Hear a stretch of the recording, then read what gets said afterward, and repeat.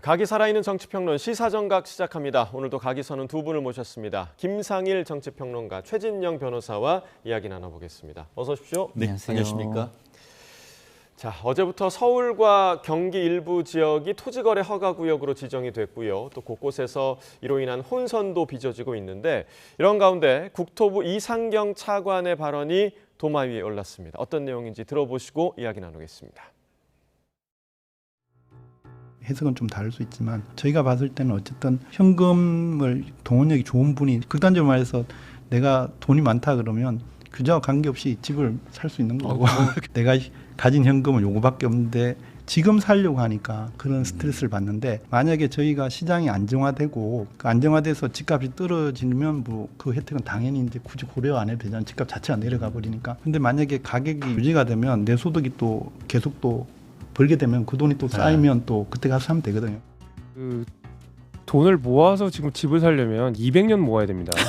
지금 집값 올라가는 속도로 보면 200년 뒤에 집 사라는 소리인데 그건 말도 안 되는 이야기인 거고요. 집값이 떨어진다는 얘기는 경기 침체라는 소리거든요. 그럼 국토부 차관이 직접 나오셔서 대한민국 경기 침체에 베팅을 하신 건데 저는 대단히 부적절하고 국민들한테 불지르는 그 말하자면 망언이었다고 생각합니다.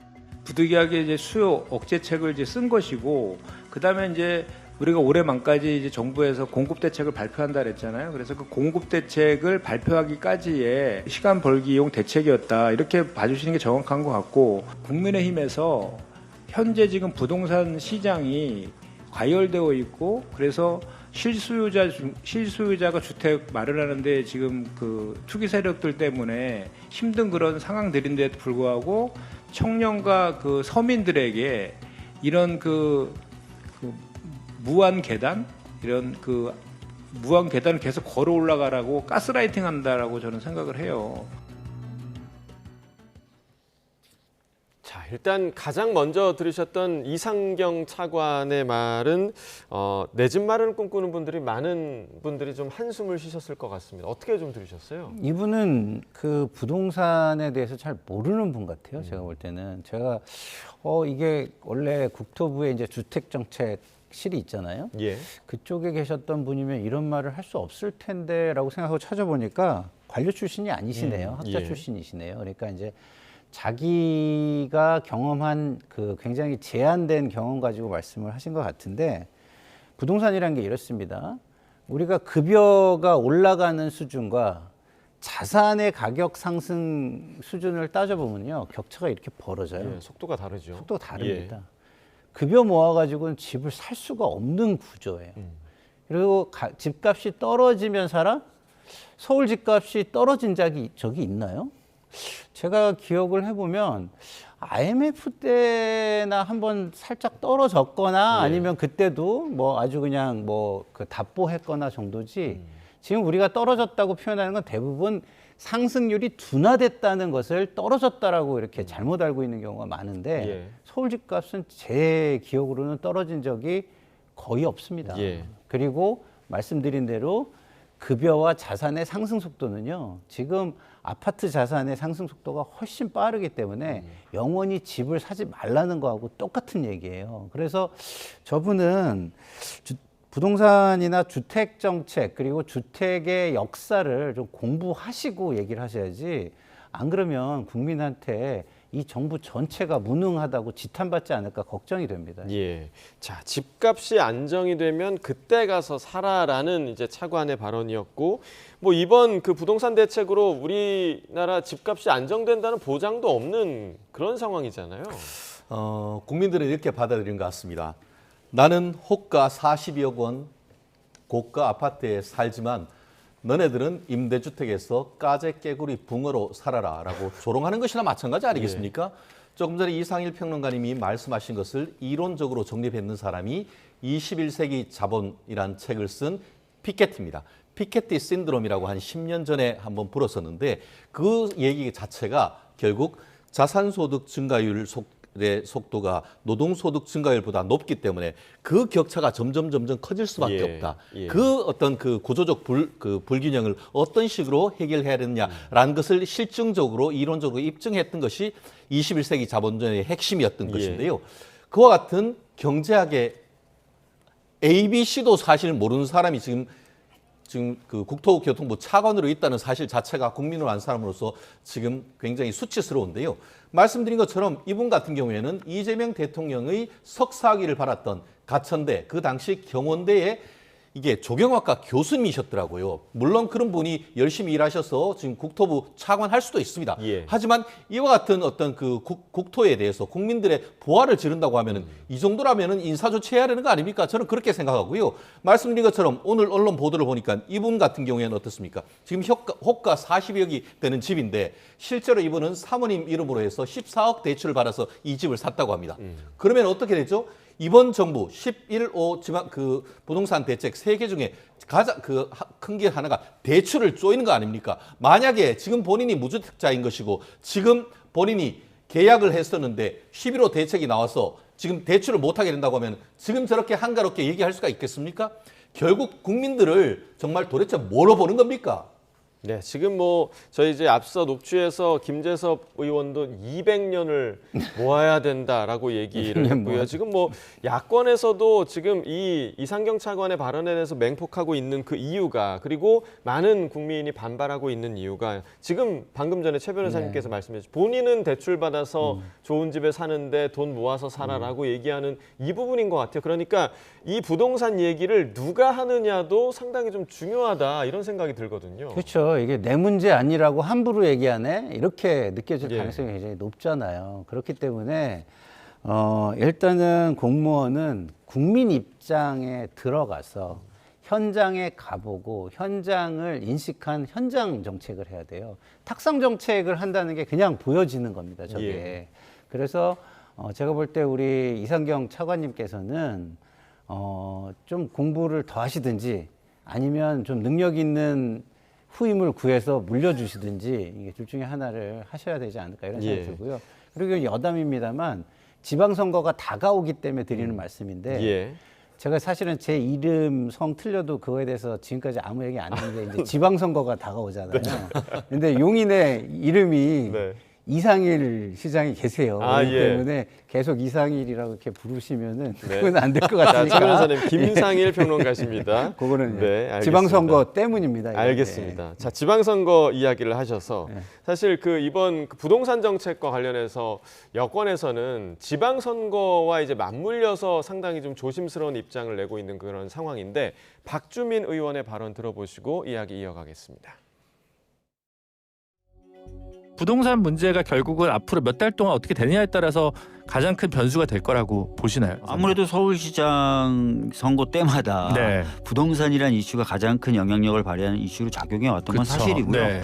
또 그만큼 또 서울 시민분들이 이 주거 문제 때문에 힘든 것도 사실이거든요. 그래서 네. 공급 관련된 추가 대책이 나올 것이다. 네. 그리고 아까 말씀드렸던 대로 민간도 좀 더 공급을 원활하게 하고 공공도 좋은 입지에서 좋은 브랜드의 또 좋은 환경의 주택을 빨리 공급하는 방법들을 저희들이 이미 어느 정도 갖고 있기 때문에 네. 그런 것들 좀 발표하면 부동산 시장 안정에 상당한 도움이 되지 않을까 네. 그렇게 생각합니다.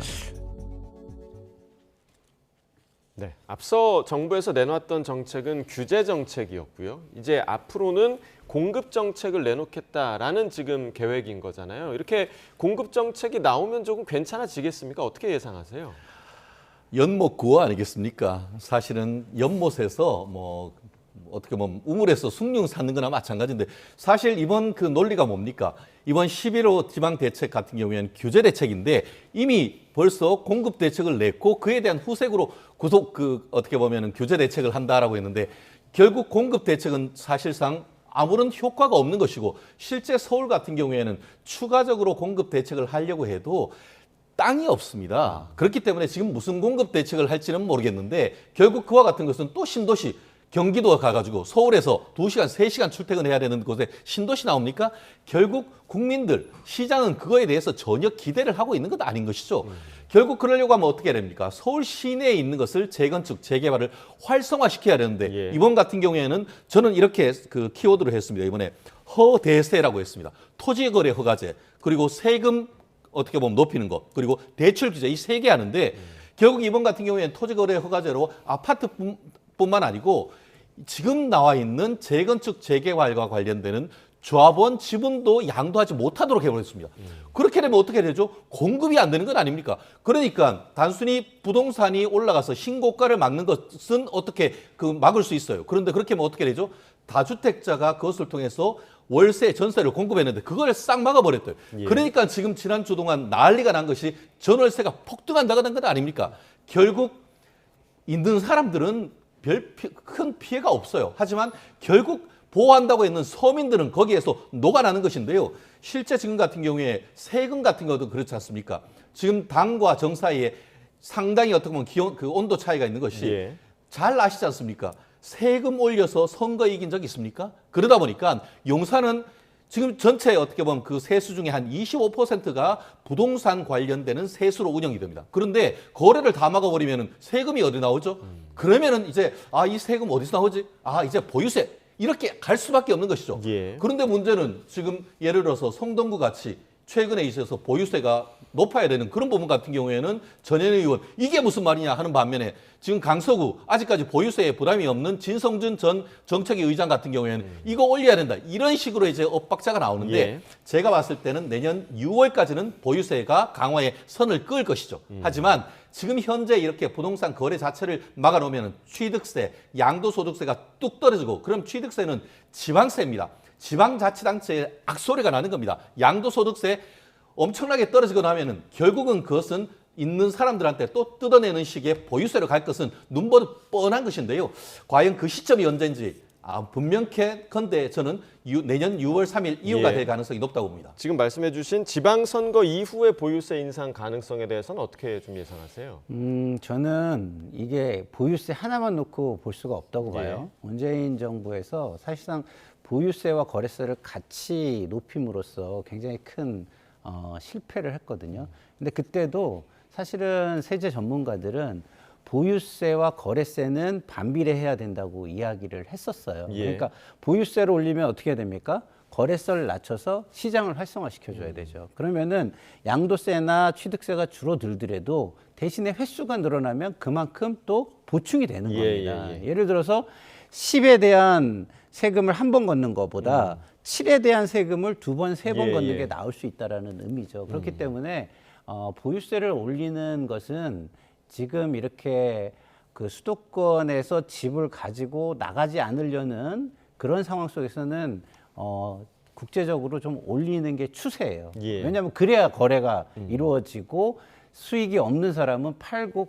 꼭 거기에 살 필요가 없는 사람들은 좀 밖으로 나가줄 수 있고 이런 환경을 만들 수 있는 거고요. 대신에 원활한 거래가 이루어져야만 새로운 사람이 들어오는데 보유세가 아니라 취득세와 양도소득세를 높여버리면 들어오는 사람은 또 못 들어오는 막는 결과가 되잖아요. 그렇기 때문에 보유세는 그런 부분을 감안해서 올리지 그 거래세나 양도세가 그대로 있는 상황에서 말씀하신 대로 세금을 더 걷기 위해서 보유세만 올리는 정책, 그거는 제가 볼 때는 우리 당으로서는 과거의 실패에 비추어 하기 어려운 결정이다라고 말씀을 드립니다. 예, 자 이번에는 어제 발표된 민주당 사법개혁안과 관련한 이야기도 좀 나눠보도록 하겠습니다. 사법개혁안 내용 중에 재판 소원과 관련한 내용을 두고 원내대표는 여론의 추이를 보고 결정하겠다라는 반면에 정청래 당대표 지도부안으로 발의할 거다 이렇게 발표를 해서 또 이번에 투톱의 사이에 의견 차이가 지금 발생하는 거 아니냐라는 지금 우려가 나오고 있는데 어떻게 바라보고 계십니까? 국민들의 어떤 여론을 좀 추이를 보고 있는 것이 아닌가 싶은데요. 예. 그럼에도 불구하고 지금 민주당 특히 그 정청래 대표 같은 경우에는 속전속결 지난번에도 검찰 개혁이라는 명목으로 해서 78년이 된 검찰 제도를 없애버리는 데 있어서 분명히 용산 대통령실 같은 경우에는 속도 조절을 하라고 함에도 불구하고 이런 부분을 그냥 속전속결로 끝내버렸습니다. 예. 아마 그런 것에 대해서는 나름대로 어떤 정책적 효능감을 이제 느꼈고 그것을 그대로 관성을 법쳐가지고 계속 액셀레이터를 밟는 것이 아닌가 싶은데요. 검찰과 사법부는 국민이 느끼는 것이 사뭇 다르다라고 생각합니다. 그렇기 때문에 어제 같은 경우에 말씀하신 것처럼 지금 그 대법관을 2배로 늘리는 것을 하고 나아가 재판 소원 그러니까 예. 실질적으로 이제 대법원 위에 헌법재판소를 올리는 이런 식으로의 어떤 제도 개선을 한다라고 하지만 민주당 내에서도 상당한 반발이 있는 것으로 알고 있습니다. 예. 결국 최후의 승자는 변호사입니다. 저희 입장에서는 3심으로 끝나는 것이 아니고 3세판이 아니고 4세판 해서 가자고 하면은 그것은 나름대로 새로운 시장이 개척된다고 좋아합니다. 하지만 그 사이에 녹아나는 것은 국민이라는 것, 정말 그런 부분을 놓치지 않았으면 합니다. 예, 이 두 가지 축, 재판소원 그리고 대법관 증원 이 두 부분 좀 어떻게 바라보고 계세요? 재판소원을 하려면은 개헌해야죠. 우리는 이제 재판은 법원에서 3심으로 한다고 지금 예. 되어 있기 때문에 그리고 또 재판소원이라는 게 그 위헌을 따지는 거라면 일리가 있을 수 있지만 위헌을 따지는 게 아니라 이 재판이 잘 됐냐 안 됐느냐를 따지는 거라면 그러니까 대법원의 판단을 다시 한번 그렇죠. 판단을 다시 한 받아보는 받는 거잖아요. 거라면 예. 이거는 제가 볼 때는 좀 위헌 소지가 굉장히 강할 수밖에 없는 거라고 예. 보기 때문에요. 모르겠습니다. 저는 이것이 모든 제도가 그렇지만 국민들에게 충분히 알리고 어느 정도 동의를 구하는 과정이 있어야지 되는 것이지 예. 검찰개혁도 지금 검찰이라는 이름을 없앴잖아요. 근데 좀 아까 이제 정책적 효능감이라는 표현을 쓰셨는데 예. 일부 강성 뭐 정치 지도자들은 정치적 효능감을 느꼈는지 모르지만 정책적으로 국민들이 어떤 효능감을 지금 느끼고 있는지는 저는 좀 의문이에요. 예. 의문이기 때문에 이 현장에서의 정책적 효능감을 체감할 수 있도록 구체적인 결과로 만들어내는 작업을 해야지 예. 이게 후폭풍으로 다가오지 않을 것이다. 정당은 선거를 하는 조직인데 선거 때 이런 후폭풍이 나타난다고 하면은 사실은 감당이 안 되거든요. 예. 그래서 저는 조금 더 좀 폭넓은 공론의 장을 마련하는 노력을 지도부가 했으면 좋겠다는 생각이 들고요. 그리고 또 하나 제가 정청래 대표한테는 이런 말씀을 좀 드리고 싶어요. 김병기 원내대표가 하루 전에 당론으로 발의하지 않고 당 사기특위 안으로도 발하지 않는다라고 예. 얘기했어요. 그렇죠. 그 다음 날 얘기를 하면은 이거를 좀 알고 원내대표하고 상의해서 어제 그렇게 말씀하셨는데 제가 이렇게 얘기를 해도 되겠습니까? 그러면 이제 좀 의논해가지고 어제 뭐 원내대표 이렇게 얘기했지만 그건 이런 차원에서 나온 거고 저는 이런 차원으로 말씀드립니다. 이래야 오해가 없잖아요. 그러니까 최소한의 소통은 있어야 하지 않냐. 예. 근데 뭐 소통이 있었는지 없었는지 예. 제가 잘 모르지만 전날 얘기한 걸 바로 뒤집듯이 이렇게 얘기하면 우리가 속된 말로 매기는 거잖아요, 이게. 그렇기 때문에 저는 정청래 대표가 하루 전에 원내대표 얘기를 이렇게 그냥 무시하듯이 하는 건 좀 맞지 않는다 이런 예. 말씀을 드립니다. 자, 그리고 어제 법사위 서울고등법원 국정감사에서는요. 이 대통령의 임기 내 파기환송심 재판을 진행하는 게 가능하냐 이런 질의도 나오기도 했는데요. 그 내용도 잠깐 보고 오겠습니다. 이번에 파기환송심 언제 마무리하실 겁니까?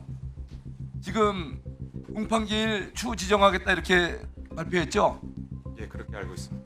이재명 정부 중에도 언제든지 재판은 다시 기일을 잡아서 할 수 있는 거죠? 이론적으로는 그렇습니다. 현실적으로도 불가능하지 않죠? 예, 불가능한 건 아닙니다. 예. 헌법 84조에 의해서 소추받지 아니한다. 내란 외연을 제외하고는 이 부분에 대해서 서울고등법원장님께서 재량사항이다. 진행 가능하다라고 하신 그렇게 진행이 가능하다고 하신 건가요? 말씀드린 건 아니고요. 현실 재판에 대해서 말씀드린 게 아니고 이론적으로는 재판이 포함된다는 견해도 있고 있지 않은 견해도 은영성, 있기 때문에 성낙인, 그런 점을 공정섭 말씀드린 겁니다. 전 국민이 아마 이 답변을 다 돌려볼 겁니다. 아마 깜짝 놀랄 답변을 하신 거예요. 정말 황당합니다. 자, 그러니까 이론적으로는 가능하다 이런 답변을 내놨고 사실상 저희가 대선 즈음에 많이 이야기를 나눴던 소추에 과연 재판까지 포함이 되느냐 이 문제가 다시 또 쟁점화되는 것 같아요. 법조인이신 이재명 대통령께서 본인이 성남시장 무렵 그 당시 2016년, 17년 박근혜 전 대통령에 대한 수사와 탄핵 절차가 진행될 때 분명히 그렇게 했습니다. 소추만 되지 않다 뿐인 것이지 대통령도 수사도 되고 재판도 된다라고 했던 기억이 생생합니다. 예. 그런데 이재명 대통령이 당선되고 나니까 이제는 수사도 안 되고 재판도 안 되고 아무것도 안 된다라고 얘기를 하고 있는데 헌법 같은 경우에 어제 서울고등법원장께서 얘기하신 것은 말씀드린 그대로 소출한 개념에 대해서는 좀 논의가 있습니다만 실제로 헌법의 다른 규정에 보면은 대통령이 재직 중에 재판으로 그 직을 잃었을 때라는 얘기를 해서 헌법 자체에서 대통령에 대한 재판이 계속 진행될 수 있다는 것을 예정했던 명문 규정이 있습니다. 예. 그 부분에 대해서는 지금 장경태 의원께서 따로 얘기를 하고 있지 않으신데요. 말씀드린 것처럼 이재명 대통령이 예전에 말씀하셨던 말씀뿐만 아니고 지금 현재 유력한 헌법학자들의 대부분 교과서를 보면은 소추는 기소를 의미하는 것이고 프랑스 법을 봤을 때도 그 부분은 동일하다라고 해서 사실상 재판 진행되는데 의문이 없다라는 쪽이 훨씬 더 다수에 가깝습니다. 그렇기 때문에 이론적으로 지금이라도 당장 내일이라도 당장 이재명 대통령에 대한 파기환송 재판이 시작되는 것은 법리적으로 아무런 문제가 없다는 것이 헌법학계의 대체적인 의견인 것이고 다만 지금은 선출직 대선의 대통령에 대한 존중 그런 취지에서 사법권을 자제할 뿐이다. 저는 예. 그렇게 해석을 하고 있습니다. 예, 그러니까 답변 자체가 현실과 이론은 조금 다르다라는 게 취지였던 네, 것 네, 같습니다. 맞습니다. 그러니까 근데 이게 정말 현실화할 것인가에 대한 우려가 있는 거잖아요. 이 현실화하기 어렵죠. 예. 이게 사법 자제가 사법 절제가 이루어지지 않았을 때 입법 절제도 이루어지지 않을 것입니다. 그러면은 입법부에다가 가뜩이나 이제 우리는 선출직이라고 얘기하고 있는 분들인데 예. 절제하십시오라고 얘기할 수 있겠습니까? 없잖아요. 그래서 저는 현실적으로는 이 재판은 특히나 대통령의 국정 운영 이 중단되는 사태를 사법부가 만드는 일은 현실적으로 불가능하다 이런 말씀드리고요.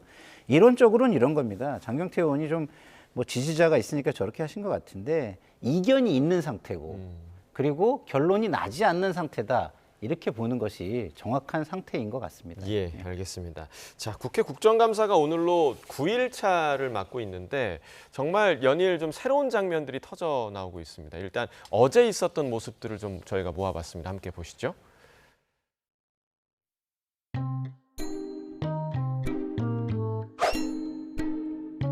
최근에 김충식 씨가 공개적인 석상에서 새로 만나는 내연녀로 알려진 여성은 나경원 모릅니다. 나경원 의원은 언니가 없습니다. 나경원 의원은 언니가 없습니다. 언니가 없습니다.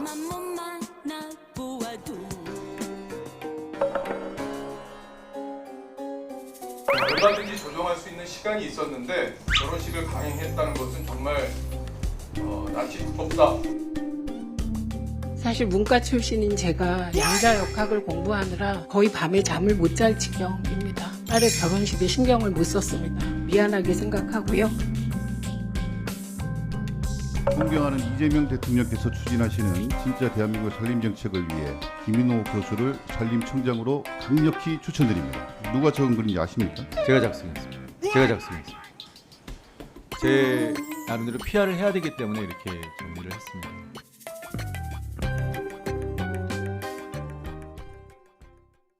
자, 어제 8일차에 좀 눈에 띄는 발언들을 저희가 모아봤는데 일단은 뭐 최혁진 의원의 여러 가지 강성 발언 같은 경우는 지금 뭐 지지자들을 향한 것이다라는 분석을 저희 언론에서는 하고 있는데 실제로 이게 효과가 있는 거라고 보세요?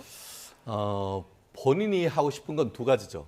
하나는 민주당 입당, 예. 또 하나는 다음번에 추가적인 공천. 둘 다 무의로 돌아갈 가능성이 오히려 높아지는 것 같습니다.